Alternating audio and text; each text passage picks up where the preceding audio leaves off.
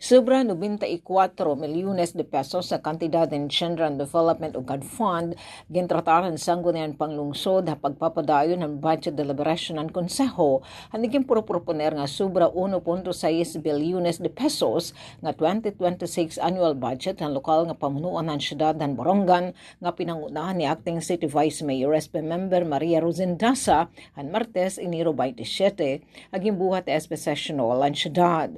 Ang nasabi nga GAD Fund dinigin sayo do Konseho nila City Budget Officer Attorney Maria Joyce Claire Caspi Ovico, kaupo dira City Health Officer Dr. Bernadette Apita, City Population Development Officer Mark Lucio Cortado Jr., Ms. Elda Rodeles, ug Ms. Pearl Rosary de Lima, City Social Welfare and Development Office, ug Office for Senior Citizens Affairs, USCA Head Virginia Buna.